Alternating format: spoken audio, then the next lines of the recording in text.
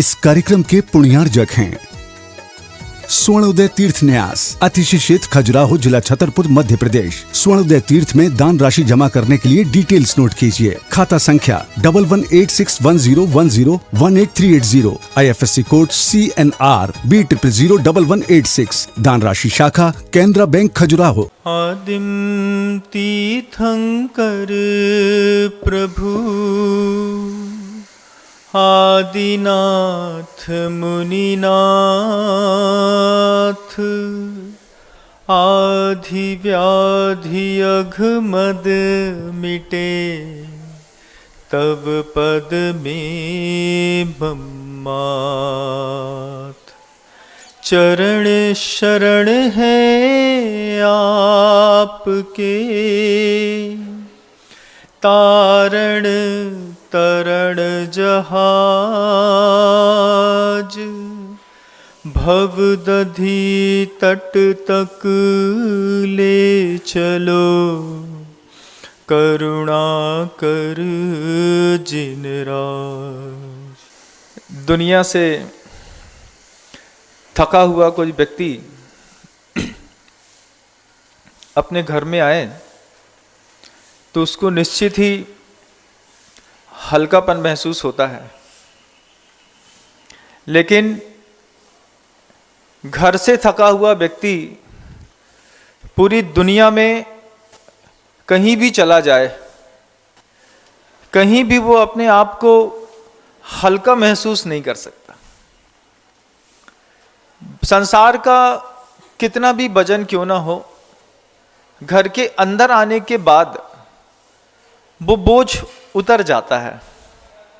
लेकिन अगर घर के अंदर ही भारीपन बढ़ने लगे तो फिर वो घर छोड़ करके दुनिया में कहीं भी चला जाए, कहीं पर भी, किसी भी तीर्थ क्षेत्र में, किसी भी संत के पास, कहीं भी वो कभी हल्का हो ही नहीं सकता।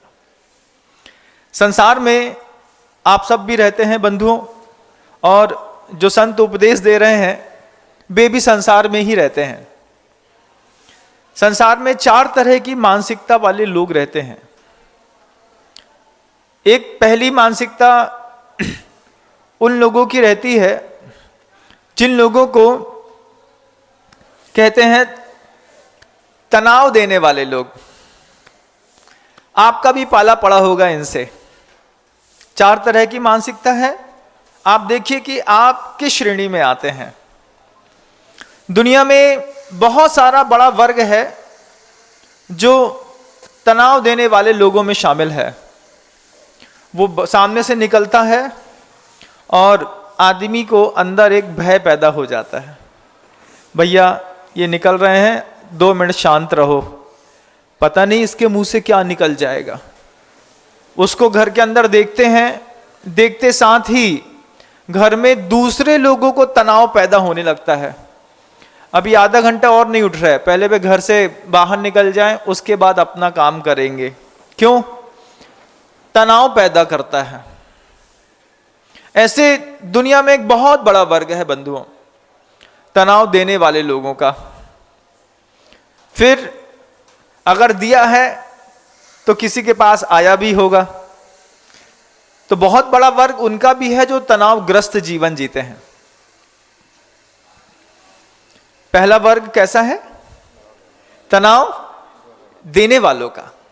उनका काम है सुबह से लेकर शाम तक लोगों के मन में तनाव पैदा करना, और वो तनाव पैदा करने में इतने माहिर हैं कि अपने किसी भी कर्तव्य में तनाव देने के कभी वो चूकते नहीं हैं। दूसरा वर्ग है तनावग्रस्त लोगों का, जिसको दूसरी भाषा में कह दे तो संसारी, ऐसा एक शब्द दे दें कि संसारी जीवों का तनावग्रस्त है। वो किसी ना किसी चीज का मेंटल स्ट्रेस लेकर के ही आप पूरी लाइफ में सरवाइव करते हैं। ऐसा कोई व्यक्ति नहीं है पूरे संसार में जिसको कोई भी मेंटल स्ट्रेस ना हो। धन संपन्न हो जाए, घर वैभव में अच्छी संपन्नता आ जाए, अगर आप उसके बाद ये कह दें कि मैं तनावग्रस्त नहीं हूं, बहुत बड़े आश्चर्य की बात है। दीक्षा ले लें, साधु संत बन जाएं, हिमालय में जाकर के बैठ जाएं, नागा बाबा बन जाएं और ये बोलें कि मैं तनावग्रस्त नहीं हूं, बहुत बड़ी बात है। बहुत बड़ी बात है किसी भी पद में पहुंचने के बाद तनाव मुक्त जीवन होना। तो दुनिया में पहला स्तर है लोगों का तनाव देने वालों का, दूसरा स्तर तनावग्रस्त लोगों का, वो भी बहुत बड़ा वर्ग है। तीसरा एक स्तर है तनाव को पढ़ने वाले लोगों का। समझ रहे हैं? आपके चेहरे में कोई तनाव दिख रहा है और कोई उसको पढ़ ले, कोई उसको जान ले, समझ जाए दूर से देख करके कि देखो इसको तनाव तो है। तो तनाव पढ़ने वाले लोग भी इस सृष्टि पर मिल जाएंगे। कोई पॉमेस्टियोलॉजिस्ट मिल जाएगा, कोई ज्योतिषाचार्य मिल जाएगा, कोई कुंडली देखने वाला मिल जाएगा, और आजकल तो शास्त्री जी चल ही रहे हैं। कौन? बागेश्वर धाम।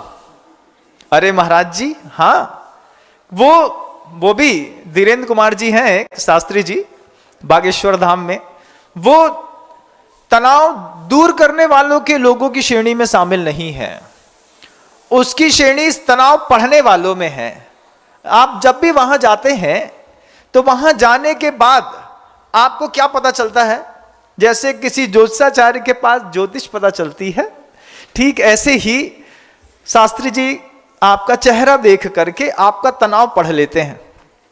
तनाव पढ़ लेते हैं, कागज में पहले से लिख देते हैं कि ये तनाव तुमको है, तुम ऐसे ऐसे स्थितियों से गुजर रहे हो। एक बहुत बड़ा वर्ग है, एक मात्र वो नहीं है, बहुत बड़ा वर्ग है तनाव पढ़ने वाले लोगों का। लेकिन सबसे न्यूनतम स्तर का वर्ग है तनाव दूर करने वाले लोगों का। तनाव देने वाले संसार में बहुत हैं, तनावग्रस्त बहुत हैं, तनाव पढ़ने वाले भी बहुत हैं बंधुओं। किसी भी व्यक्ति के चेहरे को देख करके उसके जीवन शैली को समझ लेना, उसके अंतरंग को समझ लेना कोई बड़ी बात नहीं है। पढ़ लेता है आदमी, थोड़े मोटे मंत्र होते हैं, उस मंत्रों के माध्यम से, सिद्धि के माध्यम से कुछ ऐसा मिल जाता है कि लगा करके बहुत अच्छे से, और हम तनावग्रस्त लोगों के तनाव को पढ़ तो सकते हैं। मजा तो तब आए कि उस व्यक्ति के पास जाने के बाद हमारा तनाव दूर भी हो जाए। लेकिन वहां तनाव दूर नहीं होता, सिर्फ तनाव को देखने दिखाने में हुजूम लगता जाता है। जैसे कई बार एटमॉस्फेयर में जब बादल शेक हो जाते हैं तो एक ही जगह शेक होकर के गिरने लगते हैं, ऐसे ही जनता गिरती है बंधुओं, लेकिन गिरती हुई जनता को उठाने का मंत्र गिने चुने लोगों के पास आता है। सिर्फ डोनेशन गुल्लक में डाल देने से काम नहीं बनता, उसको एक संयोजन रूप में आकार देना, किसी व्यक्ति का तनाव दूर कर देना, ये अपने आप में दुनिया की सबसे अद्भुत कौशल है। आप मंदिर जाएं, खूब पूजा करें, मंदिर का निर्माण करें, मंदिर में जाकर के जिन बिंब की स्थापना करें, इनका अपना फल है।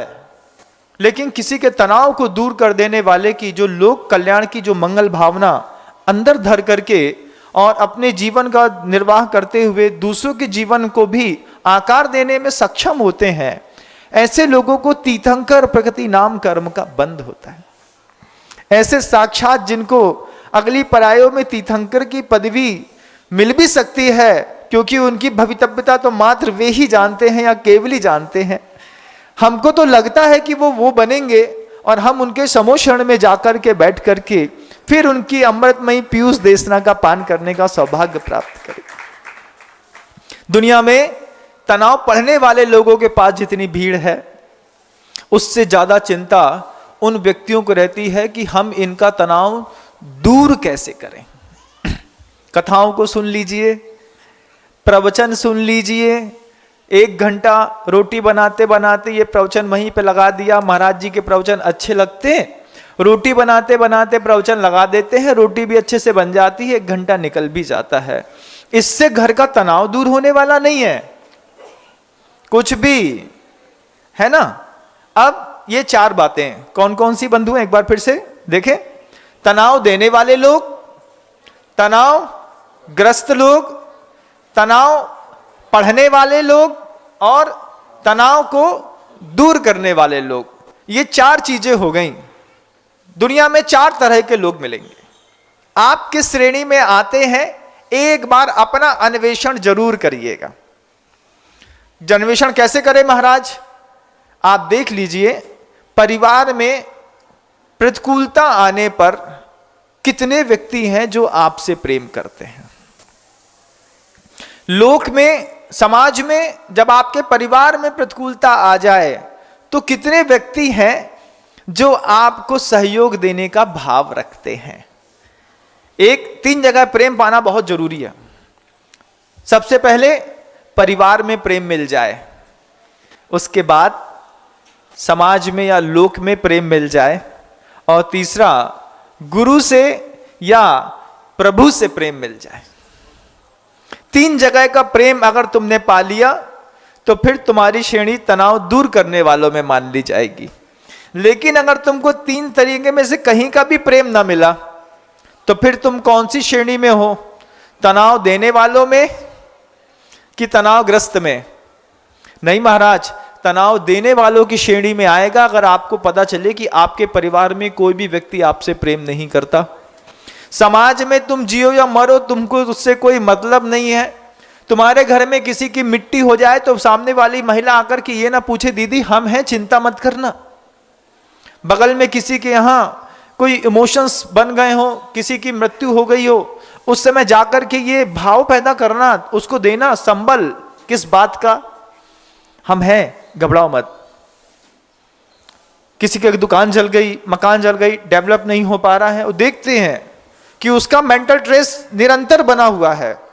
कोई जैन समाज का व्यक्ति है, कोई ब्राह्मण है, कोई भी व्यक्ति है जो अपना भाई है, कहीं नाली के ऊपर खड़े होकर के छोटा सा ठेला लगा करके काम कर रहा है, कभी उसको एक दार्शनिक की दृष्टि से देखो, कितना तनाव होगा इसके जीवन में।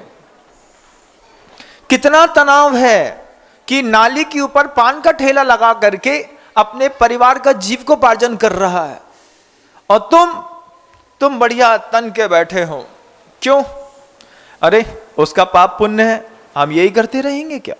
दुनिया में कितने सारे लोग तनावग्रस्त हैं। कितनी बड़ी बात है, आप एक व्यक्ति के सिर्फ तनाव दूर करने का संकल्प ले लीजिए। गुरुदेव श्री विद्यासागर जी महाराज ने तो षष्ठी का पूरा तनाव उठाने का संकल्प ले लिया। उन्होंने तो संकल्प कर लिया है कि जीव मात्र में कहीं पर भी किसी के जीवन में कोई भी तनाव होगा, वो उसको किसी की शरण मिले या ना मिले, मैं उसको अपनी शरण अवश्य दूंगा। प्राणी मात्र की रक्षा के लिए एक ऐसे महापुरुष इस सृष्टि पर अवतरित हैं, जिनके उपदेश से, जिनके आशीर्वाद से, ऐसे पवित्रतम प्रकल्पों के माध्यम से षष्ठी में एक नए स्वर्ग की रचना की जा रही है। बंधुओं, सिरपुर में अभी जब मैंने कल मुझे पता चला, मुझे बहुत आश्चर्य लगा। लोग फ्री में काम करने तैयार हैं। क्यों महाराज? आर्थिक अभाव इतना है, आप सिर्फ काम दे दीजिए, हम काम करके अपना उपयोग करके जैसा बनेगा हम बना लेंगे। गुरुदेव से रहा नहीं गया, आंखों से निरंतर अश्रुधारा वो प्रवाहित करते रहे। उनको लगा इतना दर्द है, ऐसे तरीके से जैन समाज रहती है, ऐसे तरीके से दूसरे लोग रहते हैं। उन्होंने समाज का भेद नहीं किया, हर वर्ग के लिए उन्होंने हथकरघा एक देने की घोषणा कर दी, और करीब 8 एकड़ जमीन पर 1000 से ज्यादा हथकरघों का प्रकल्प वहां पर शुरू हो गया। कसायोदया त्रिव परिणामाश्च चारित्र मोहस्य, एक सूत्र, उस सूत्र की व्याख्या भगवंत पूज्यपाद स्वामी ने सर्वार्थ सिद्धि नामक ग्रंथ में लिखी है। उस ग्रंथ में आप पढ़ेंगे, आपको मौका ना मिले तो मैं आपको सुना करके बताने का प्रयास करता हूं कि संसार में प्रायः करके 9 प्रकार के उच्चतम तनाव में व्यक्ति जीवन जीता है। और वो तनाव कैसे हैं कि वो तनाव पहले आदमी अपने अंतर मन में पैदा करता है, और फिर अपनी वाणी के माध्यम से दूसरे के मन में भी वो तनाव पैदा करता है। वो बालक को हमारे बगल में बिठा दो, बहुत खूबसूरत है। हाँ, वो तनाव क्या है? 9 प्रकार का तनाव। पहला, एक कर्म का उदय रहता है बंधुओं। वो कैसा कर्म का उदय है? हास्य कर्म का उदय। अंदर से कुछ मस्करी करने की छूट रही है। अंदर से पहले हमने हास का भाव बनाया। जब हमसे अकेले में ना रहा गया तो हमने किसी व्यक्ति को निमित्त बना करके और किसी की हंसी करने का खेल खेलना शुरू कर दिया। घर के अंदर करो तो कितना खतरनाक है ये खेल।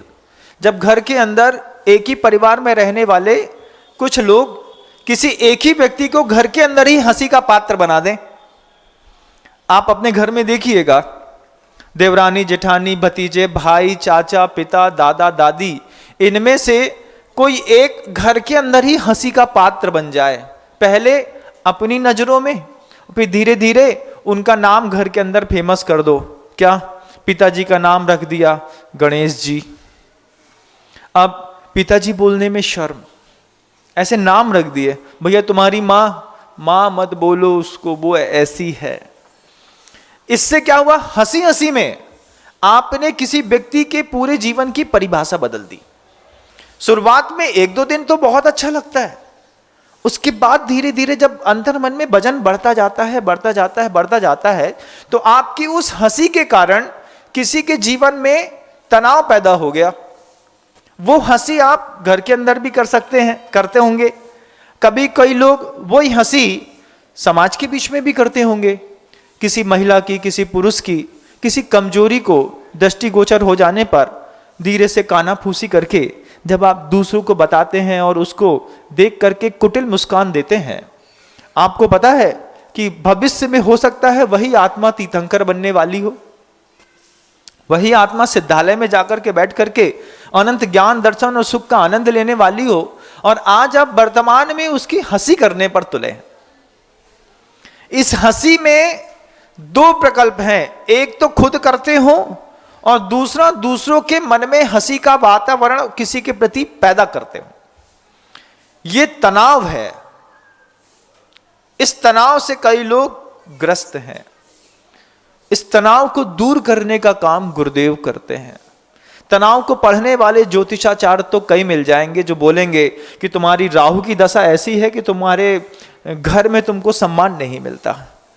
हाँ महाराज, पंडित जी राहु की दशा तो है, अब क्या करें? तो भैया 1100 रुपए की पूजा कर लो। 1100 रुपए की पूजा करने से अच्छा है आधे घंटे का ये प्रवचन सुन लो और इंप्लीमेंट करने का प्रयास करो। क्योंकि इंप्लीमेंट करने का प्रयास नहीं किया, सुनने मात्र से कुछ नहीं होता, कुछ करना भी पड़ता है। पहला तनाव, या तो आप उसमें तनावग्रस्त हैं या फिर आप तनाव बनाने के आदी हो गए हैं। आपको सिर्फ हंसी ठिठोली करने में मजा आता है। कुछ लोग होते हैं, आप देखिएगा, एक पान खा लेंगे, पान खाने के बाद हाथ में थोड़ा सा चूना छपा लेंगे और बस चूना को ऐसा कट्टे कट्टे चबाते चबाते, उनकी आदत है शाम को, सुबह, दोपहर में पूरे मार्केट में घूमने की, और घूम घूम करके दूसरों की दुकानों में, घरों में बैठते होंगे और ये तनाव का वातावरण बना करके वो वापस चले आते हैं। ऐसे लोगों से सावधान रहिए। गुरुदेव कहते हैं दुर्जनों से सावधान रहो। ये दुर्जन है। कुत्ता काट करके भाग जाता है, गधा लात मार करके भाग जाता है, बंदर नोच करके भाग जाता है, लेकिन दुर्जन को घर के अंदर गद्दी दे दी तो वो तुमको बर्बाद करके भाग जाता है। ऐसे दुर्जनों को गद्दी देना बंद कर दो, क्योंकि वो तनाव पैदा करता है हंसी के माध्यम से। कोई तनाव पैदा करता है, आप शांत बैठे हैं लेकिन आपके मन के अंदर कोई कामुकता का वातावरण पैदा करता है, फालतू की बात करेगा या फिर उस बात के माध्यम से आपके किसी भी हार्मोन्स को बहुत ज्यादा आक्रामक कर देगा और फिर आप उसके लिए परेशान हो जाएंगे। बातों के माध्यम से भी, क्रियाओं के माध्यम से भी हास्य मित्रिक कामोद्रिग की ऐसी वाचना करता है कि उसके मन के कारण, उसको सुनने के कारण हमको संसार में कई चीजों के प्रति अनावश्यक लगाव पैदा हो जाता है, और उस अनावश्यक लगाव की पूर्ति करने के चक्कर में हमारे शरीर की अतिरिक्त ऊर्जा व्यय होने लगती है। 2 प्रकार के नैसर्गिक किसी भी आवेग की उत्पत्ति होती है बंधुओं। एक आवेग की उत्पत्ति होती है नैसर्गिक, कि आप बैठे हैं, आप सो रहे हैं, आप कुछ कर रहे हैं और शरीर में किसी प्रकार का तनाव पैदा हो गया। उसकी शांति के लिए 2-3 मिनट से ज्यादा में समय नहीं लगता। लेकिन जब ऐसे व्यक्ति कोई आपको दिन के उजाले में तनाव पैदा करता है, रति संबंधी, उसके तनाव को पैदा करने में अपराधों का एक बहुत बड़ा वातावरण देश में खड़ा होता है। बंदूकें भी चलती हैं, बलात्कार भी होते हैं, फिर सजा भी होती है। ये सब क्या था? उस तनाव का पैदा करने के कारण ही तो बलात्कार हुआ। किसी की आबरू इज्जत लूटी गई, किसी को किसी केस में फंसाया गया, किसी का मर्डर हुआ। ये शब्दों का खेल कितना गहरा होता है कि दूसरे के हृदय में तनाव पैदा करके हम भाग जाते हैं।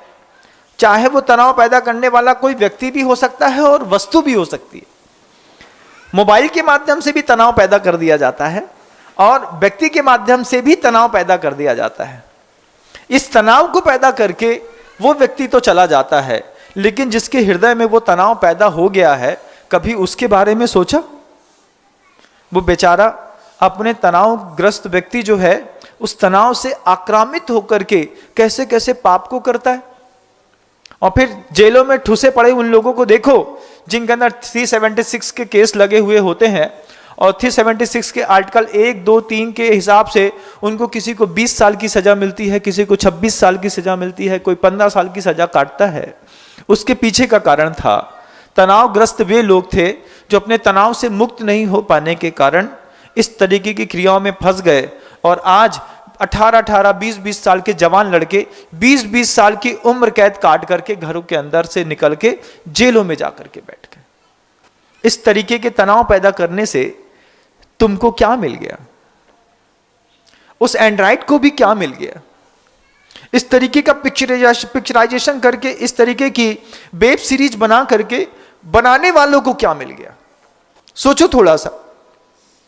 छोटे छोटे शहरों में, नगरों में, भोपाल आजकल वेब सीरीज का हब बनता चला जा रहा है।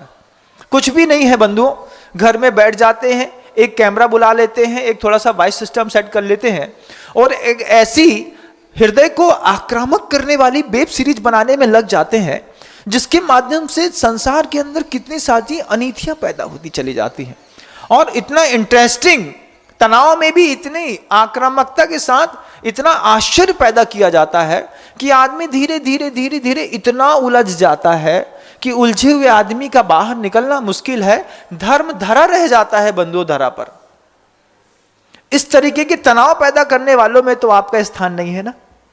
मैं ऐसा मानता हूं कि आपका तनाव पैदा करने वालों में स्थान नहीं होगा, लेकिन तनावग्रस्त लोगों में आपका स्थान जरूर होगा, क्योंकि तनाव पैदा करने वाले लोग सामने नहीं आते, लेकिन तनावग्रस्त लोग पूरे संसार में हर जगह दिखाई देते हैं। प्रत्येक समय मेंटल स्ट्रेस बना रहता है इस बात को लेकर के, अरे अब क्या होगा, अब क्या होगा, अब क्या होगा, अब क्या, सोचते ही रहता है वो। इस तरीके का कसाय का उत्पन्न करने वाला कोई भी प्रकल्प, अगर आप अपना परिवार बचाना चाहते हैं, अगर आप अपना घर बचाना चाहते हैं, तो इसको बंद करने का प्रयास करिए।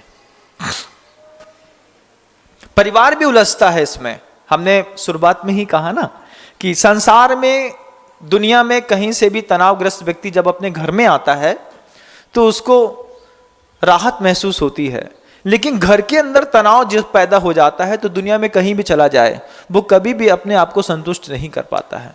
आप देखिए कि घर के अंदर तो आप इस तरीके का तनाव पैदा नहीं करते। अगर इस तरीके के घर के अंदर तनाव पैदा नहीं करें तो घर के अंदर भी कई बार बहुत ज्यादा अनैतिक संबंध भी बन जाते हैं बंधुओं। नैतिक संबंधों की तो कोई बात ही नहीं है, उसकी पवित्रता के कारण ही गृहस्थ धर्म चलता है। लेकिन जब अनैतिक संबंध बन जाते हैं तब आप देखिए कि घर का वातावरण कैसा विचित्र होता चला जाता है। ये रति संबंधी तनाव भी है। एक हास्य संबंधी तनाव, किसी को अपमानित करने का, बेइज्जत करने का। दूसरा एक रति संबंधी तनाव, वो तनाव भी हमने पैदा कर दिया। एक अरति संबंधी तनाव भी होता है।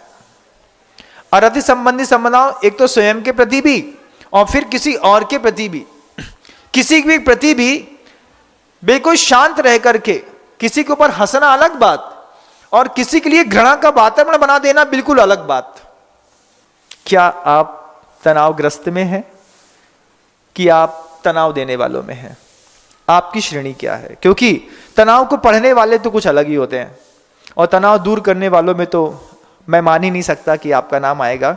तनाव दूर करने वाले गिने चुने संत पुरुष हैं जो इस धरती पर अपनी पवित्रता की घोषणा के साथ ही इतना मनोहर विचरण करते हैं, जहां जाते हैं मात्र सुख पैदा करते हैं।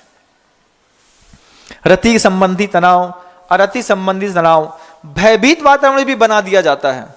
कई एंड्रॉइड्स के माध्यम से, लोगों के माध्यम से, एप्स के माध्यम से ऐसा संदेश भी पूरे देश में फैलाया जाता है कि एक भय का वातावरण बना दिया जाता है। भैया बहुत खतरनाक समय आने वाला है।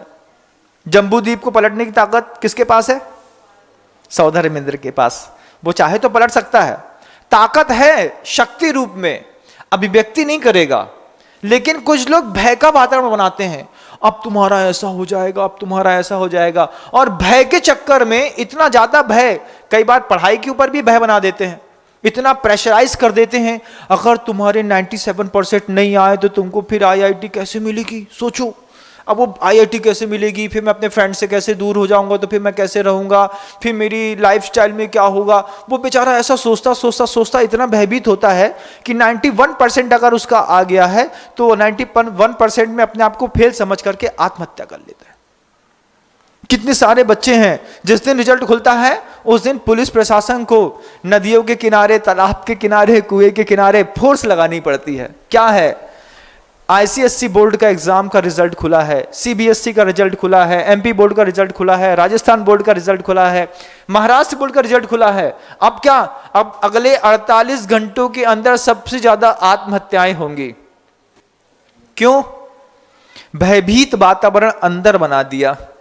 अब उस वातावरण में, जिस जोन में आपने अपने बच्चे का मोड सेट कर दिया है, उस मोड से उस बच्चे को निकलने के, जैसे वो लगा कि हम उस टारगेट को अचीव नहीं कर पाए, वो बेचारा मेंटल स्ट्रेस से परेशान होकर के आत्महत्या करने चला। अब उसकी आत्महत्या के लिए जवाबदार कौन था? तुम्हारे घर का बच्चे ने आत्महत्या करी है तो पड़ोसी जवाबदार नहीं था। तुम्हारे घर के अंदर बनाया गया ये भय का वातावरण ही था जिसके माध्यम से उस बच्चे को आत्महत्या करने के लिए प्रेरणा मिली। कारण कोई भी हो सकता है, कारण कोई भी हो सकता है बंधु। इस तरीके का भयभीत वातावरण से भी अपने परिवार को मुक्त रखने की कला सीखनी चाहिए और यह कोशिश करनी चाहिए कि इस तरीके का तनाव बनाने वाले लोगों में कम से कम हमारा नाम ना आए, क्योंकि तनाव वाले बनाने वाले लोग आतंकवादी कहलाते हैं। चाहे फिर वो हास्य का हो, रति का हो, अरति का हो, भय का हो, ये वातावरण बनाने वाले लोग ही आतंकवादी हैं। जो गोली चलाते हैं वो आतंकवादी नहीं है, जो गोली चलाने की प्रेरणा उसके दिमाग में भरते हैं, वो भरने वाले लोग, उनको पकड़ना चाहिए। किसने भरी तुम्हारे दिमाग में ये पाप करने की, बलात्कार करने की प्रेरणा तुमको किसने दी? गोली चलाने की प्रेरणा तुमको किसने दी? भयभीत होने की प्रेरणा तुमको किसने दी? जिसने प्रेरणा दी उसको पकड़ के उसको सुधार की आवश्यकता है। दंडित तो उसको करना चाहिए जो बड़ी बड़ी गद्दियों में बैठ करके शांति से छोटे छोटे बच्चों के हाथों में बंदूकें थमा करके उनको गोली मारने के लिए, जिहादी बना करके, मानव बम बना करके लोगों के बीच में मरने और मारने के लिए भेज देते हैं। उन गुंडों को पकड़ने के लिए कौन सी संसार काम करती है? ये आतंकवाद है। तनाव पैदा करने वाले लोग संसार में बहुत हैं। तनावग्रस्त की संख्या तनाव पैदा करने वालों से भी कई गुना ज्यादा है। तनाव को पढ़ने वाले लोग भी बहुत गिने चुने हैं बंधुओं। तनाव दूर करने वाला बहुत दूर दूर तक नजर नहीं आता, बहुत दूर दूर तक। देख लीजिएगा, घर के अपना सिर्फ परिवार संभालने की कोशिश करिए प्रवचन को सुन करके। ये मत सोचिए कि देश संभालेंगे, ये सोचिए कि इन चारों पांचों बातों को हम अपने घर के अंदर इंप्लीमेंट करके अपना परिवार बचा ले। दुनिया का हर व्यक्ति जो इस प्रवचन को सुनता है, प्रवचन को सुन करके, गुरुदेव ने एक बार बहुत अच्छी बात कही थी, कभी दूसरे की बात मत करना धर्म के क्षेत्र में, सिर्फ अपनी बात करना। प्रवचन सुन रहे हो तो दूसरों के ऊपर मत थपो कि देखो बड़ी दीदी ऐसी करती है, ये कभी मत बोलो कि छोटा भाई ऐसा करता है, ये मत बोलो कि बड़े पापा ऐसा करते हैं। प्रवचन सुन रहे हो तो बस अपने आप को प्रवचन को सुनते सुनते तोलो कि मुझे ऐसा नहीं करना है। तो प्रवचन सुनते हैं और तुलनात्मक अध्ययन करने लगते हैं। दूसरे देखो ये तो वही कर रहा है, तुम बस शरीफ हो, सुनने वाला तो शरीफ है, बगल में बैठा पापी है, बगल में बैठा बदमाश है। देखो मम्मी ऐसा कर रही है, बेटी ऐसा कर रही है, बहू ऐसा कर रही है, लड़का ऐसा कर रहा है, ये सब कर रहे हैं, हम क्या भैया, हम तो दिन भर इनको संभालने में लगे रहे थे। ओहो, तुम उसको संभालने में लगे रहते हो, बहुत बढ़िया। तुम कोई स्ट्रेस पैदा नहीं करते घर के अंदर।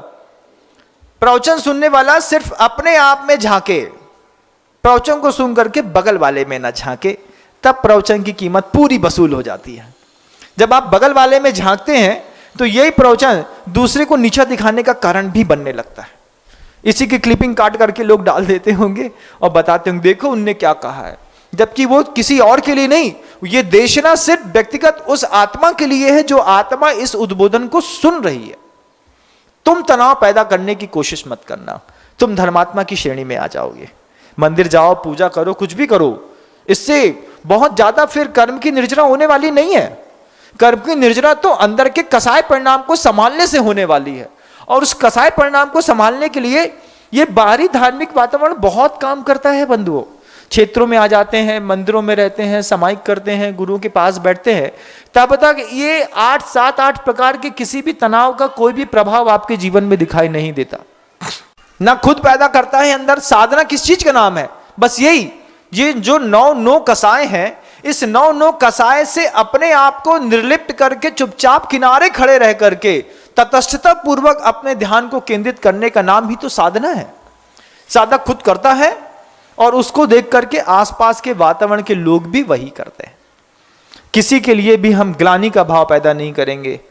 ऐसा भी कसाय का वातावरण घर के अंदर बना करके, समाज में बना करके, देश में बना करके पूरा का पूरा देश लूट लिया जाता है बंधु, पूरा देश। आप उनके बीच में तो नहीं आते ना, अपना आत्मनिरीक्षण करिएगा।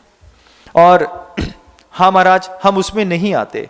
गुरुदेव ने एक बार बहुत अच्छी बात कही थी, किसी एक बात के लिए कोई आपको एक आध बार टोके तो वो आलोचना हो सकती है, लेकिन अगर अलग अलग व्यक्ति उसी बात के लिए आपको टोकें तो फिर आपको अपना आत्मनिरीक्षण करने की जरूरत होती है। आलोचना एक आध व्यक्ति कर सकता है, सब मिलकर के आलोचना नहीं कर सकते। सब मिलकर के आलोचना करें तो फिर आपको अपने आत्मनिरीक्षण की जरूरत होती है। आप चाहें तो आकर के किसी अच्छे साधु से जिसको कुछ आता हो तो उनसे पूछ लेना कभी, महाराज मेरी श्रेणी किस में आती है, आप सही सही बता दीजिए। हम बता देंगे आपको कि आप तनावग्रस्त लोगों में हैं, तनाव देने वाले लोगों में हैं, तनाव दूर करने वालों में है कि तनाव पढ़ने वालों में है। और कुछ लोग घर में भी ऐसे होते हैं कि दूसरे का तनाव पढ़ लेते हैं कि ये स्ट्रेस में है, इसको कोई मेंटल प्रेशर चल रहा है, लेकिन तनाव दूर करने की कोशिश नहीं करते। उनको उसको तनाव में रहते हुए देखने में आनंद आता है। तुम परेशान हो ना, हो, तुमको परेशानी देख करके हमको आनंद आता है, हमको अच्छा लगता है। जब कोई हमारे बगल में खड़े बैठे हुए किसी भाई की निंदा करता है, हमको बहुत अच्छा लगता है। चलो कम से कम हमको ऊंचा तो कह रहा है, ऊंचा नहीं कह रहा है तुमको, सिर्फ उसकी निंदा कर रहा है। उसकी निंदा करने मात्र से जब तुम सुनते हो तो तुमको लगता है कि हां हम थोड़े ऊंचे हो गए। तुम्हारी निंदा कहीं और जाके करेगा। अभी तुम्हारे बारे में, किसी और के बारे में तुमसे कह रहा है, फिर तुम्हारे बारे में किसी और से कहेगा।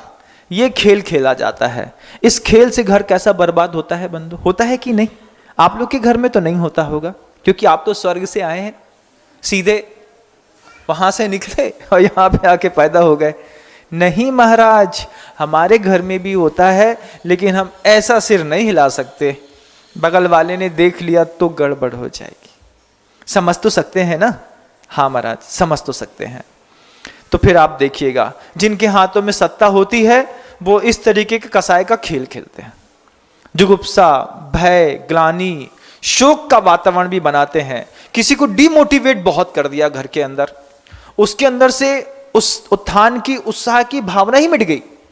लड़का इतना डिप्रेशन में चला गया, या लड़के के कारण पापा इतने डिप्रेशन में चले गए कि वो घर छोड़ करके भाग गए। महाराज, गुमशुदा की तलाश है। वो व्यक्ति गुमशुदा बना क्यों? आपका घर छोड़ करके आपके पिता भागे क्यों? आपकी लड़की आपके घर से भागी क्यों? उसके लिए बाहर का लड़का कम, घर का वातावरण ज्यादा जवाबदार था। लेकिन घर के लोग अपने आप को अपराधी महसूस नहीं करते। कभी भी किसी भी लड़की के पिता ने थाने में जाकर के इस बात की रिपोर्ट नहीं लिखाई होगी कि हमने पिछले 15 साल से उसको डिमोटिवेट किया है, उसका परिणाम है कि सामने वाले लड़के के साथ भाग गई। बस इतना लिख दिया, सामने वाले लड़के के साथ भाग गई। उसको 15 साल तक, जब वो बड़ी हो रही थी, लड़का बड़ा हो रहा था, उसको अवसाद में रहने के लिए किसने प्रेरित किया? किसने उसके लिए घर के अंदर अवसाद का वातावरण बनाया? उसको तनावग्रस्त किसने किया? किसने उसको सही शिक्षा नहीं दी? क्या उसमें घर वालों का कोई रोल नहीं होता? होता है, दिखाई नहीं देता, समझ में नहीं आता। समझ में आ भी जाए तो भी हम आंख मूंद के उसको समझना नहीं चाहते। तनावग्रस्त लोग आक्रामक होते हैं बंधुओं। उनका बम जब फूटता है सब बर्बाद कर देता है। ऐसा शोक का, अरति का, भय का, जुगुप्सा का और भी वातावरण, वेद संबंधी भी, नपुंसक वेद का भी ऐसा वातावरण बनाया जाता है। ऐसी कहानियां लिख दी जाती हैं, गढ़ दी जाती हैं, ऐसे खेल खेलने लगते हैं आदमी। आप कभी ये सूत्र पढ़िएगा, आप अपने एंड्रॉइड में निकाल के भी पढ़ेंगे तो आपके सूत्र में बहुत अच्छी व्याख्या सुनने को मिलेगी। कसायोद्याति परिणामास चारित्र मोहस्य। वो चारित्र मोहनी क्या है? एक बार पूछा गुरुदेव से, मोहनी क्या है? तो पूछे ऐसा मत पूछो, ऐसा पूछो अंतराय क्या है। सूत्र को बदल के पूछा, हाँ महाराज जी अंतराय क्या है? तो आचार्य से उदाहरण देते हैं, देखो आसमान में देखो। हाँ गुरुदेव, सूर्य कितनी तेज शक्ति है उसकी, कितना उसके अंदर शौर्य है, कितनी आग है, कितना वैभव है, कितना वो बड़ा है। लेकिन उसकी पूरी आग को, उसके पूरे प्रताप को, उसकी पूरी शक्ति को, उसके पूरे प्रकाश को दबाने की सामर्थ्य किसमें है? किसमें? छोटा सा बादल बस सूर्य के सामने आके खड़ा हो जाए, उसकी पूरी शक्ति खत्म, उसका पूरा वैभव खत्म, उसका पूरा प्रताप खत्म, उसका पूरा तेज खत्म, उसके दर्शन दुर्लभ हो गए। ऐसे ही दुनिया में, संसार में पैदा हुआ हर व्यक्ति एक दमकते हुए सूर्य के जैसा है। लेकिन तुम्हारे शब्दों के बादल ने उसकी पूरी शक्ति को खत्म कर दिया। तुम्हारी कही हुई बात ने, तुम्हारी करी हुई हंसी ने, तुम्हारे पैदा किए हुए उस कामोद्रेक ने, तुम्हारे बोले गए किसी वाणी ने उस पूरी शक्ति को नष्ट करके उसके जीवन में ऐसा घटा घोप अंधकार पैदा कर दिया है कि अब वो सूर्य अपना प्रभाव दिखाना भी चाहता है, लेकिन वो प्रभावी नहीं है। क्यों? तुम्हारे शब्दों के बादल शुरुआत से उसके दिल में ऐसा गहरा आकार कर गए हैं, वो अब उसके वहां से हटने का नाम नहीं लेते। है तो वो भी दमकता हुआ शौर्य और सूर्य, लेकिन डिमोटिवेट प्रत्येक समय, छोटी छोटी हंसी के माध्यम से, छोटे छोटे वेग के माध्यम से, बातों के माध्यम से, क्रियाओं के माध्यम से, वस्तुओं के माध्यम से। ऐसा हमने कितनी बार किया होगा कि अपने आप को संतुष्ट और प्रसन्न करने के लिए आपने इस तरीके का वातावरण बनाया होगा और लोगों को तनावग्रस्त किया होगा। कभी तनावग्रस्त किया होगा बंधुओं, इसलिए आज आपका जीवन तनाव में है। ऐसे ही किसी को कुछ नहीं मिल जाता। जो न्यूटन का थर्ड लॉ सबके ऊपर क्रिया की प्रतिक्रिया होती है। अगर आप किसी भी प्रकार के तनाव में जी रहे हैं, अभी भी सुनते वक्त भी, ट्रेन में बैठे हुए व्यक्ति भी, टीवी देखता हुआ भी, घर में खाना बनाते हुए भी, रात में सोते हुए भी, एक बार लिखो, रात में सोने से पहले कागज में लिखो, मैंने पूरा दिन जिया लेकिन इन 3 तनाव से मैं मुक्त नहीं हो पाया, कल प्रयास करूंगा। रात में लिख करके सो, फिर सुबह सो के उठो, अपने ही हाथ का रात का लिखा पढ़ो कि मुझे कल पूरे दिन तक मैं इन 3 प्रकार के तनाव से ग्रस्त था, आज मुझे इससे मुक्त होने का भी पुरुषार्थ करना है। उसकी शुरुआत घर से नहीं होती। कुछ लोग होते हैं जिनकी लाइफस्टाइल में बैठी होती है, चुपचाप खाना पीना होता है और काम करना होता है। गुरुदेव के पास ऐसे लोग आए और एक व्यक्ति ने बहुत अच्छी बात कही, गुरुदेव तनाव बहुत है जीवन में।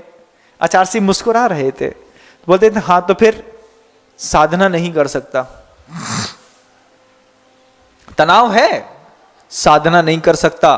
तनाव है, मैं दुनिया की कोई भी वेदना सहन नहीं कर सकता और तनाव मुक्त होना चाहते हैं।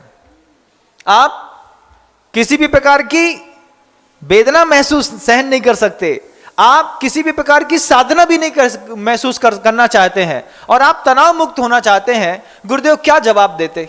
लेकिन गुरुदेव तो लाजवाब है, उन्होंने ऐसा पवित्रतम जवाब दिया कि सामने वाला खुश हो गया। गुरुदेव कहते हैं तुम साधना नहीं कर सकते, तुम वेदना नहीं सहन कर सकते, कोई बात नहीं, तुम वंदना करना सीख लो। क्या सुना आपने? तुम साधना नहीं कर सकते, तुम वेदना सहन नहीं कर सकते, साधना तुम्हारे बस की बात नहीं है, वेदना सहन करना, दुख सहन करना तुम्हारे बस की बात नहीं है, साधना नहीं है, वेदना नहीं है, कोई बात नहीं, तुम सिर्फ वंदना करना सीख लो।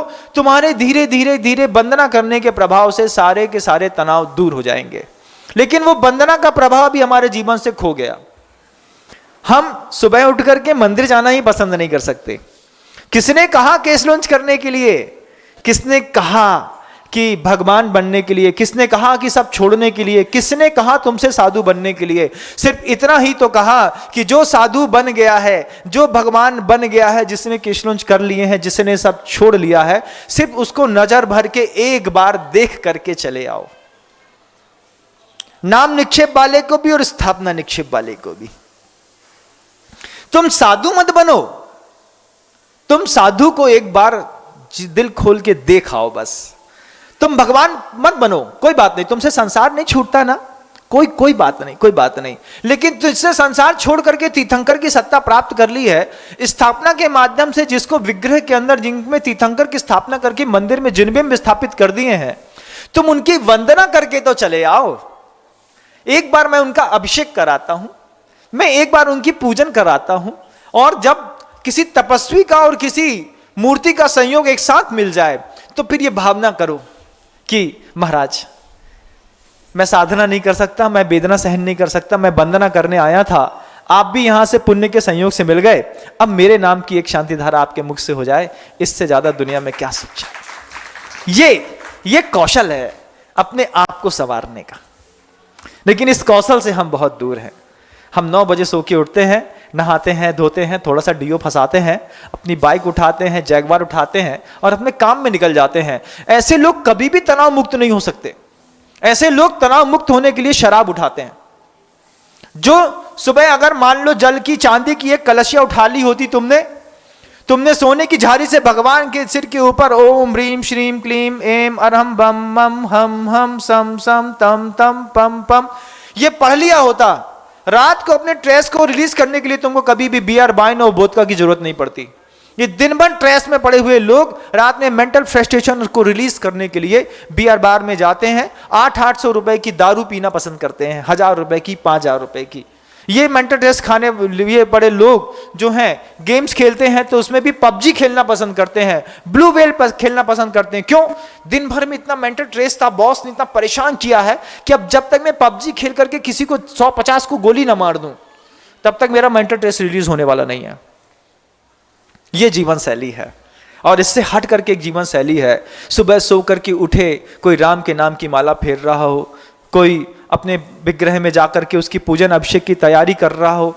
आपको लगता है कि हमारा बच्चा धीरे धीरे खराब हो जाएगा, परिवार धीरे धीरे खराब हो जाएगा, तो आज इस पंचम काल में एक छोटा सा नियम पूरे परिवार को अपनाना चाहिए कि महीने में अंतिम दिन, अंतिम संडे जो है, किसी भी सिद्ध क्षेत्र में, तीर्थ क्षेत्र में, अक्षय क्षेत्र में अपने घर से बाहर निकल करके पूरे परिवार की खुशहाली के लिए एक शांति विधान किया, वहीं पे जाकर के वहीं के भोजनालय का शुद्ध भोजन किया, दिन भर वहां पे रह करके वातावरण के अंदर रह करके अपनी बरगणाओं को पवित्र किया और चुपचाप शाम होते होते घर में आकर के फिर वापस स्थापित हो गए। एक दिन की वो भावना आदमी को भगवान बनाने के लिए भूमिका तैयार करती है बंधु।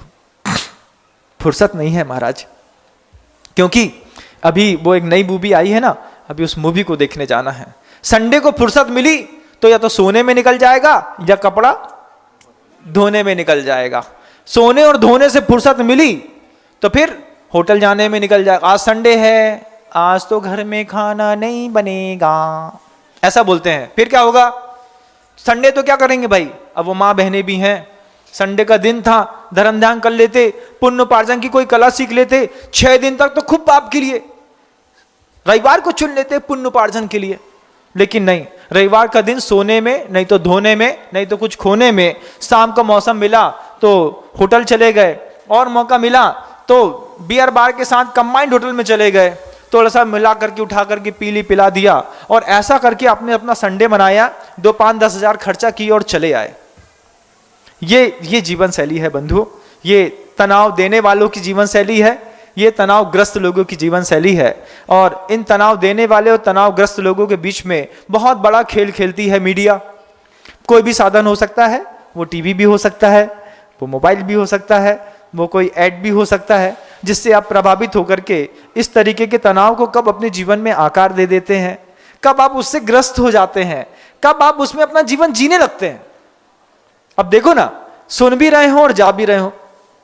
अभी से सोच लिया है ना, अब यहां पर आए हैं, हाँ महाराज आपके दर्शन के लिए आए हैं, शुद्ध भोजन मिल रहा है, लेकिन उसके बाद भी किसी दंदी फंदी की होटल में जाएंगे, वहां पे जाकर के भोजन करेंगे। क्यों?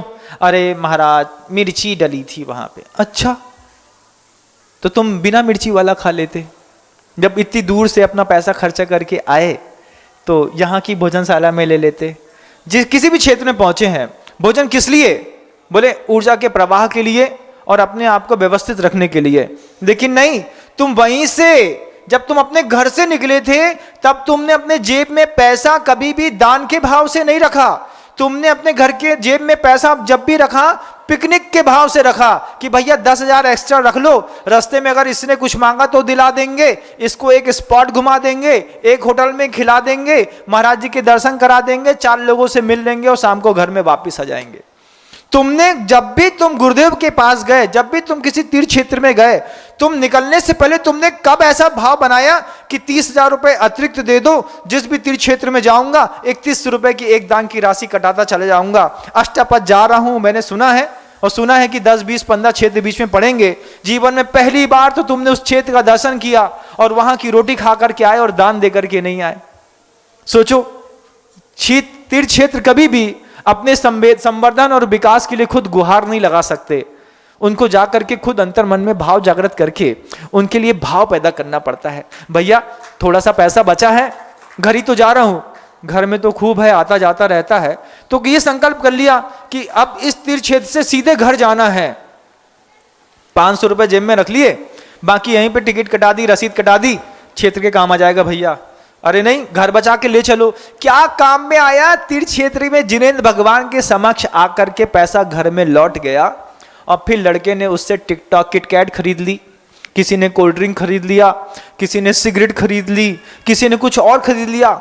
सोचो तो कि पुण्य की कितनी बड़ा खेल था कि घर से तुम धन निकाल करके लेकर के आए थे, तीर्थ क्षेत्र में शांतिनाथ भगवान तक, पार्श्वनाथ के भगवान तक के उसके तक पहुंच गया, लेकिन तुमको ऐसा नहीं लगा कि अभी इस जो पैसा मेरे जेब में रखा है, इससे घर पहुंचूंगा तो फिर पाप हो जाएगा, इससे अच्छा है कि थोड़ा सा बचा करके सब छोड़ देते हैं। ऐसा भाव पैदा नहीं होता। क्यों? हमको किसी ने सिखाया ही नहीं। जबकि ऐसा संकल्प घर से लेकर के कोई धर्मात्मा चले कि इस बार तीर्थ क्षेत्र की यात्रा में जितने भी क्षेत्र मिलेंगे, जहां दिखे कि दीवार गंदी है, समझना सामर्थ्य नहीं हो रही होगी तब तो पुतवाया नहीं ना। टेबल टूटी है तो टूटी टेबल में एक नोटिफिकेशन लिख देते हैं, अब व्यवस्था बहुत थी, इस अव्यवस्था के कारण इस क्षेत्र इस व्यवस्था को सुधारे। उसके साथ ये भी लिख देते, व्यवस्था सुधारने के लिए मेरी तरफ से 51,000 रुपए का दान भी स्वीकार करे। दान नहीं देंगे। दान क्यों? अरे क्षेत्र में कहां ऊपर से आता है क्या? वहां से ऐसा होता है क्या कि भैया वो भगवान है और तीर्थ क्षेत्र है, कोई मंदिर है तो वहां से ऐसा टपकता है क्या? नहीं, तुम्हारे भरोसे। जब किसी तीर्थ क्षेत्र में अव्यवस्था की शिकायत करो तो उस क्षेत्र की व्यवस्था सुधारने के लिए दान भी देकर के जाओ। संकल्प लो कि जिन चीजों में तुम्हें तकलीफ हुई है, एक एक तकलीफ तुम सुधारते चले जाओ। देखो हर तीर्थ क्षेत्र कैसा स्वर्ग सा दिखाई देने लगेगा। लेकिन हमारी ऐसी शैली है कि ऐसा लोभ कसाय का उदय है कि हम पैसा दान नहीं देना चाहते, व्यवस्था सब चाहते हैं।